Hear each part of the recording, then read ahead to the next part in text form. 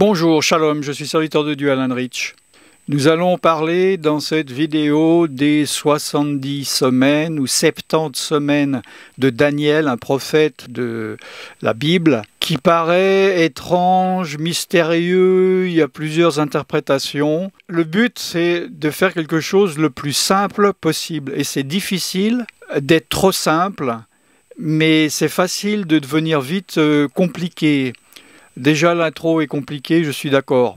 Parce que Daniel chapitre 9 et les 70 semaines parlent de temps écoulés qui se sont déjà produits et de choses qui ne se sont pas encore produites. Et cela était impossible de comprendre avant que les premiers éléments s'accomplissent. Mais maintenant que nous sommes dans les derniers temps, le rouleau a été dévoilé. Daniel, qui est-il? C'est un juif qui est parti en déportation, la 3e déportation, à Babylone, sous le royaume babylonien, et après il y a eu un changement médo-perse, je ne veux pas compliquer. Et il a été élevé pour une position très importante, en cela il ressemble à Joseph, pour devenir le premier ministre du royaume. Il est également le chef des scientifiques, des mages, des astronomes, etc. Donc cette dernière déportation, il y en a eu 3, en 605 avant Jésus-Christ, 597 avant Jésus-Christ et 586 avant Jésus-Christ. Là, c'est dans cette déportation que le temple a été détruit. Et nous savons qu'au verset 1 que je vais lire, nous sommes en exactement 538 avant Jésus-Christ. Nous allons voir comment on sait avec précision. N'oublions pas que Dieu est un Dieu précis, c'est un mathématicien. Nous voyons donc Daniel chapitre 9 au verset 1. La première année de Darius. Voilà, on sait, parce qu'on sait quand le roi Darius est devenu le roi.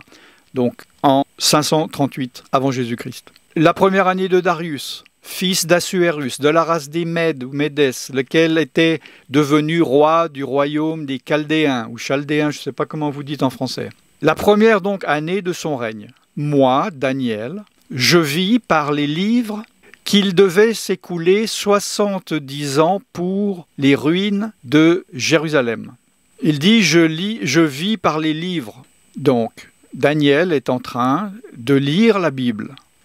Mais nous savons qu'il lisait le livre de Jérémie. Je relis le verset 2. La première année de son règne. Moi, David, je vis les livres qu'il devait s'écouler 70 ans pour les ruines de Jérusalem, d'après le nombre d'années, des années dont l'Éternel avait parlé à Jérémie le prophète. Puis au verset 3, il commence à prier. Je tourne ma face, je tombe et je pars en supplication, en jeûnant, avec le sac de sang, donc de la repentance. Et là, nous voyons du verset 3, il prie, vous pouvez lire, c'est très intéressant. Il prie jusqu'au verset 19 inclus, Seigneur, écoute-moi, pardonne-moi. Pourquoi il tombe comme ça? Parce que Daniel est en train de réaliser que Jérémie avait écrit qu'ils allaient être déportés 70 ans. Et il réalise qu'il ne reste plus que 3 ans de déportation avant de retourner à Jérusalem. Il est en l'an 67 de ses 70 ans. Parce que, il ne faut pas oublier, Daniel, donc, c'était un mathématicien aussi. Il avait l'esprit calculateur. Il réalise cela. Et au verset 20, Daniel dit « Je priais encore, je confessais mon péché, le péché de mon peuple, je présentais mes supplications, mon Dieu, en faveur de la sainte montagne de mon Dieu. La montagne, c'est Zion, Sion, à Jérusalem. Je parlais encore dans ma prière quand l'homme Gabriel, que j'avais vu précédemment dans une vision, s'approcha de moi d'un vol rapide au moment de l'offrande du soir, à 15 heures. Gabriel, ici, c'est l'ange Gabriel. Oui, vous allez me dire... Il dit l'homme, Gabriel. Je ne vais pas développer, mais là il s'agit de l'ange qui est en fait même un archange, Gabriel, le même qui s'est révélé quand le Messie est venu à Zacharie, au prêtre, à Myriam, Marie, qui a annoncé le nom Yeshua, Jésus en français, etc., etc. Verset 22. Il m'instruisit, il s'entretint avec moi, il me dit, Daniel, je suis venu maintenant pour ouvrir ton intelligence. Parce que là déjà, Jérémie ne pouvait pas comprendre. Là, à l'époque de Daniel, il pouvait comprendre. Donc, Gabriel lui ouvre son intelligence. Lorsque tu as commencé à prier, 19 versets plus haut, la parole est sortie, et je viens pour te l'annoncer, car tu es un bien-aimé. Sois attentif à la parole et comprends la vision. Verset 24. C'est là où ça pourrait paraître compliqué, je vais essayer d'être le plus simple possible. 70 semaines ont été fixées sur ton peuple et sur ta ville sainte, Jérusalem et le peuple, les Israélites, le peuple juif, pour faire cesser les transgressions et mettre fin au péché, au pluriel, pour expier l'iniquité et amener la justice éternelle, pour sceller la vision et le prophète, et pour oindre le Saint des saints. Verset 25. Sache-le donc et comprends. C'est là que ça devient intéressant. Depuis le moment où la parole a annoncé que Jérusalem sera rebâtie jusqu'à loin, je vais expliquer ce mot, au conducteur, il y a 7 semaines et 62 semaines. Les places et les fossés seront rétablis, mais en des temps fâcheux. Bon, on s'arrête à moitié pour ça. Il dit, Jérusalem sera rebâtie jusqu'à loin. Loin, L'-O-I-N-T, vous devez connaître, c'est la même racine en français que onction. Le loin, en hébreu, c'est Mashiach. Ce verset-là, il dit le Mashiach. C'est la première fois dans la Bible qu'il est parlé du oin du Mashiach. Dans le Nouveau Testament écrit en grec, c'est Christo, ou Christos, je ne suis pas bon en grec, d'où nous avons pris pour dire, nous, le Christ en français. D'accord ?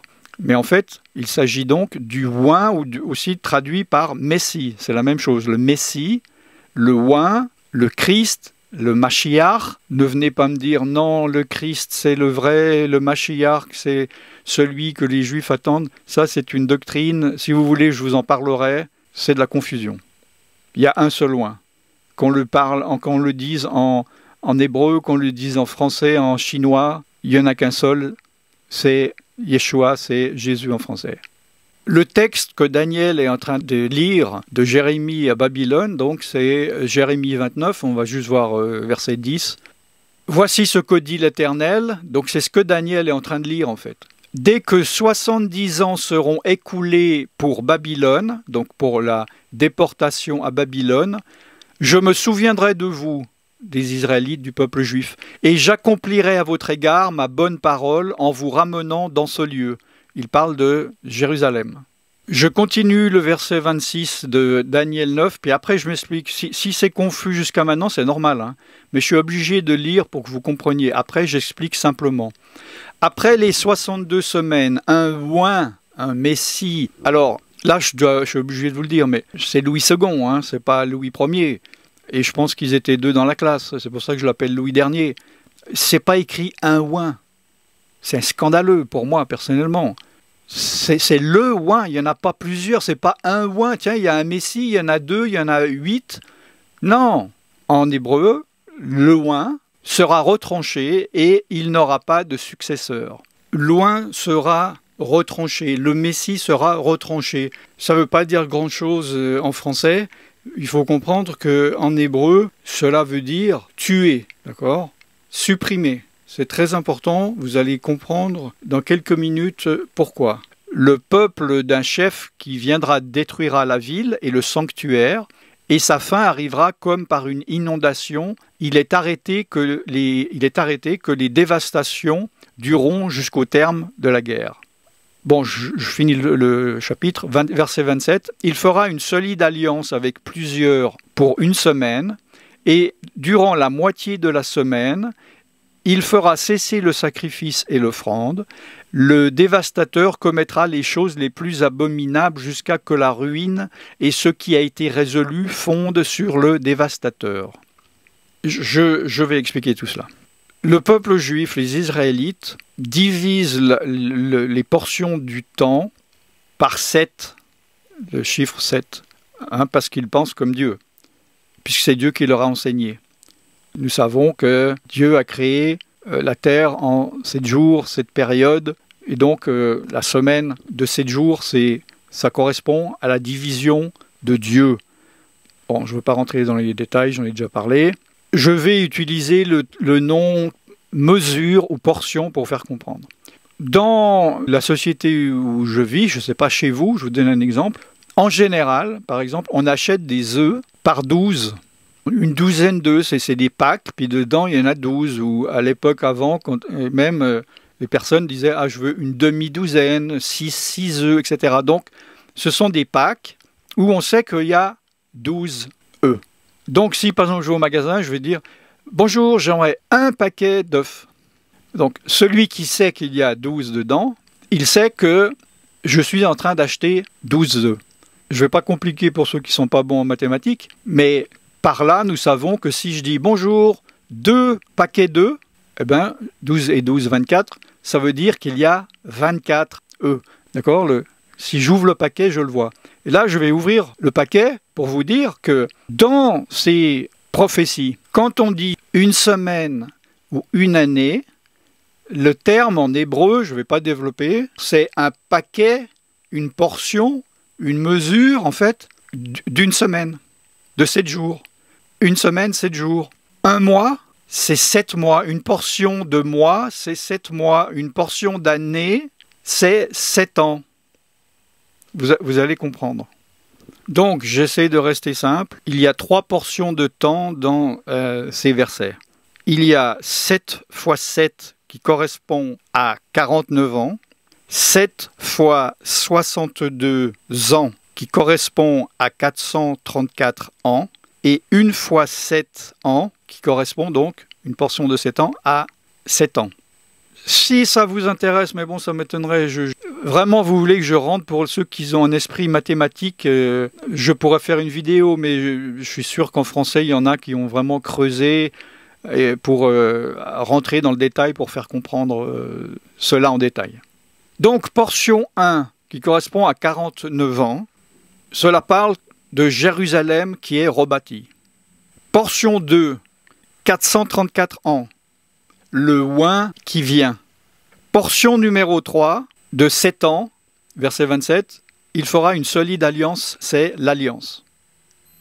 Et en fait, nous savons, je vais expliquer, ça va devenir simple, ne vous inquiétez pas, les 7 semaines et les 62 semaines se sont déjà accomplis. Jérusalem a été rebâtie. Et nous allons voir si le Messie est arrivé à la date prévue. Donc depuis l'ordre de la construction du temple, cela s'est passé, nous le savons, je viens de vous expliquer pourquoi, le 14 mars 445 avant Jésus-Christ de notre calendrier grégorien. Si nous additionnons, je veux rester simple, 173 880 jours qui correspond à 7 fois 62, 434 années, ça veut dire que depuis que Jérusalem a été reconstruite, là, Jérémie dit qu'il se passera 434 années jusqu'à que le Messie arrive, d'accord ? En nombre de jours, ça fait 173 880 jours. Il y a plusieurs manières, c'est pour ça que c'est un peu compliqué, il y a plusieurs manières de calculer le calendrier babylonien ou lunaire ou lunisolaire. C'est pas facile comme le solaire. Le solaire c'est toujours 365 jours, etc. L'unisolaire, selon la manière de calculer, tous les 2-3 ans, il faut enlever 1 jour et demi, il y en a qui ne l'enlèvent pas. Donc, il peut y avoir une marge de 3-4 jours sur 2000 ans où les gens ne sont pas d'accord, mais personnellement, je pense plutôt que c'est un problème des êtres humains qui ne sont pas d'accord, parce que je pense que Dieu est précis à l'heure près sur 7000 ans. Et je vais le démontrer maintenant. À partir du 14 mars 445 avant Jésus-Christ, si nous additionnons ces années 434 ans, etc., nous arrivons au 6 avril de l'an 32 de notre ère. D'accord ? Le 6 avril de l'an 32, du calendrier de notre calendrier. Si nous regardons le calendrier babylonien, le 6 avril 32, c'est le 10 du mois de Nissan, le 7e mois. Ce jour, c'est le jour en fait de la sélection de l'agneau qui va être sacrifié pour la Pâque. Et donc, le 10e jour du 7e mois, ou le 10 Nissan, c'était le jour où Yeshua, Jésus, a demandé qu'on lui amène un âne pour qu'il rentre à Jérusalem en tant que roi. Il démontre qu'il est le roi. Donc, au jour près, tout est exact. Puisque, selon ses calculs, nous savons que la Pâque juive et la crucifixion de Yeshua s'est passé ou a dû se passer selon les calculs le 14 Nissan, entre le 12 et le 14 Nissan de l'année 3792-3793.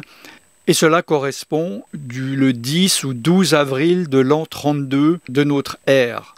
Donc, selon le calcul, il y en a qui vont se battre en disant j'ai utilisé tel calcul, mais comme je le dis, il n'y a aucun doute que Dieu est précis et que ce sont les hommes qui ne sont pas exacts. Et nous savons, d'après la Bible, que Yeshua a été crucifié à la 3e heure du matin, c'est-à-dire 9 heures du matin, heure de Jérusalem, et est mort à l'heure de l'offrande du soir, c'est-à-dire 15 heures, heure de Jérusalem. Donc Dieu nous a donné le jour, le mois, l'année et l'heure exacte du verset que nous venons de lire. Le oint qui sera retranché, retranché voulant dire exécuté, tué.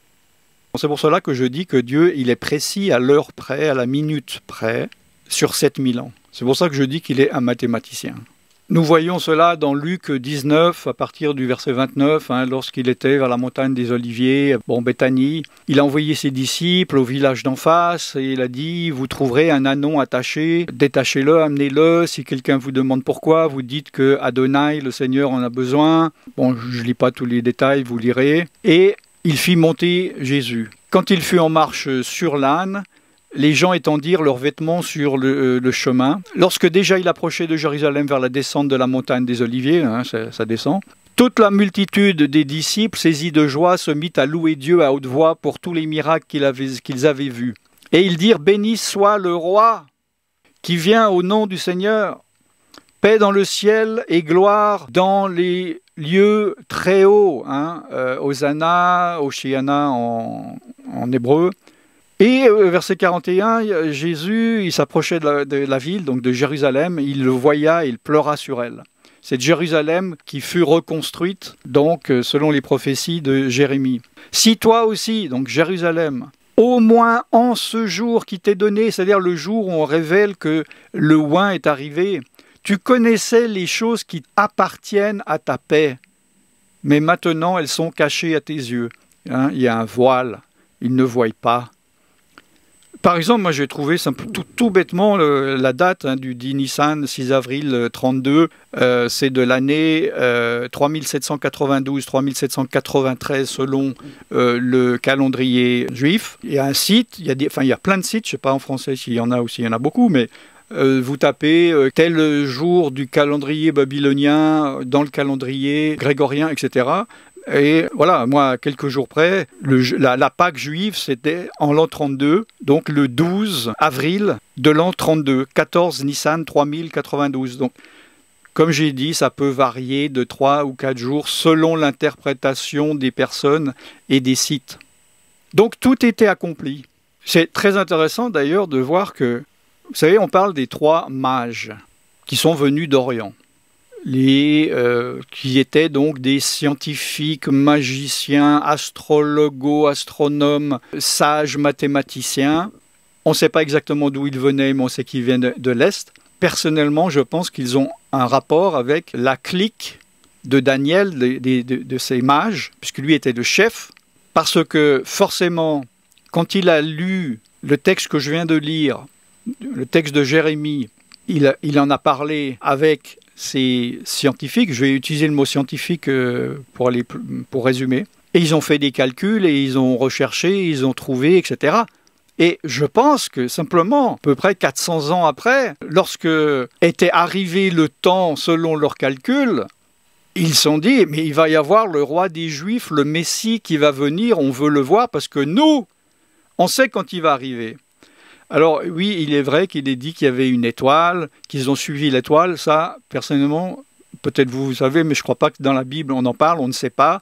C'est peut-être une révélation que Daniel a reçue de l'archange Gabriel, parce qu'il est bien dit, je vais t'enseigner, et ils ont même, c'est quoi le terme en français? Ah oui, en français, verset 22, il m'instruisit, l'archange, et c'est Daniel qui parle, il m'instruisit et s'entretint avec moi. Un entretien, c'est discuter. Je pense, c'est possible, c'est de l'extrapolation, mais que Daniel, moi j'aurais posé la question, y aura-t-il un autre signe, serons-nous, et peut-être a-t-il dit, il y aura une étoile. Et je pense que les descendants de ces scientifiques savaient ça. Et ils ont vu l'étoile et ils sont arrivés à Jérusalem. Ils ont été voir le roi Hérode. Et ils ont dit, alors il est où le roi des Juifs qui doit naître? Et lui apparemment, il ne savait rien, il ne connaissait rien. Il a fait venir les maîtres de la loi, les pharisiens. Ils ont dit, ah, il paraît qu'il y a un roi qui doit naître. C'est sûr qu'eux savaient, ils connaissent la Tanakh, ils ont fait le calcul, ils devaient savoir qu'il est dit que le Messie allait venir à cette époque. Et on ne sait pas de quoi ils ont discuté, mais je pense, c'est du bon sens. Après cet entretien, quand Hérode, il tue tous les premiers-nés de Jérusalem de peur que cela soit vrai, c'est pas basé sur une petite peur éventuelle que des mages qu'on ne connaît pas, dont on ne sait pas d'où viennent, nous disent qu'il y a le roi des Juifs qui va naître. Donc c'était basé sur à mon avis, sur des connaissances que les pharisiens, que les chefs de la loi connaissaient, au point où le roi Hérode a eu peur. C'est aussi intéressant de voir ça sous cette optique, quand justement il parlait avec Yeshua, quand ils ont vu la sagesse qu'il avait à 12 ans, quand ils voyaient les miracles qu'il a fait. Mais eux, ils avaient ce voile dont j'ai parlé, dont il est écrit dans la Bible, ce voile, puisqu'il disait, on voit dans le Nouveau Testament, mais non, le Messie, selon les prophéties, il doit venir de Bethléem, et toi tu es de Nazareth. Il n'y a rien de bon qui vient de Nazareth. Ils n'ont pas fait le lien, ils avaient un voile, ils n'ont pas réalisé, enfin vous connaissez l'histoire, à cause de ce voile. Bref, fin de cette parenthèse. Dans nos calculs, donc, il y a 3 choses. La première, Jérusalem rebâtie à l'année exacte, le jour exact, c'est fait. La venue du oint, et pas de un oint, Yeshua, Jésus, c'est pas un Messie, c'est le Messie. C'est fait. Et peut-être que là vous avez oublié, mais il reste une semaine. Une semaine d'année, c'est-à-dire, oui, 7 ans. Il y a 7 ans qui ont disparu, où sont-ils? Ces 7 ans du verset 27, il fera une solide alliance avec plusieurs pour une semaine. Durant la moitié de la semaine, donc une semaine 7 ans, durant la moitié de la semaine 3 ans et demi, il fera cesser le sacrifice et l'offrande. Où est cette semaine? Bien, c'est ce que je disais au début. Les 2 premières parties se sont accomplies et la 3e est à venir. Il s'agit de ce qu'on appelle dans le livre de l'Apocalypse la tribulation.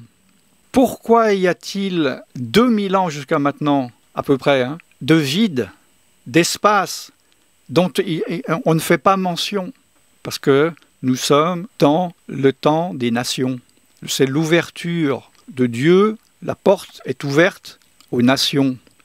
Elle va se refermer lors de l'enlèvement, et ensuite, les 7 ans sera le temps que j'appelle le temps des Juifs, par rapport au temps des nations.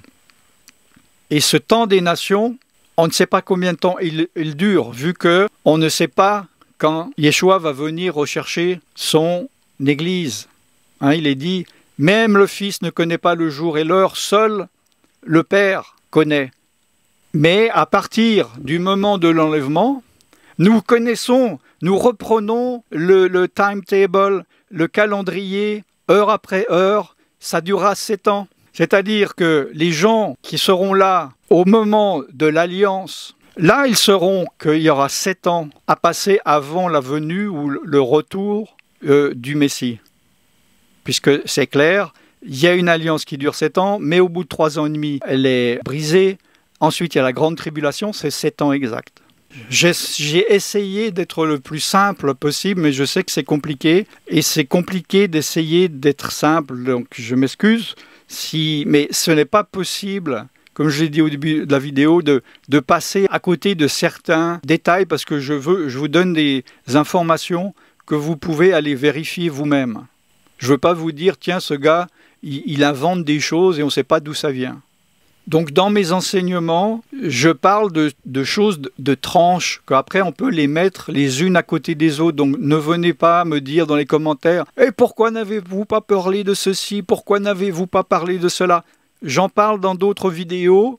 Pour être simple, je divise les éléments afin que les enseignements durent le moins longtemps possible et soient le plus simple possible dans mes capacités. Je suis serviteur de Dieu Alan Rich et je vous bénis dans le nom tout-puissant de Yeshua Jésus. Shalom.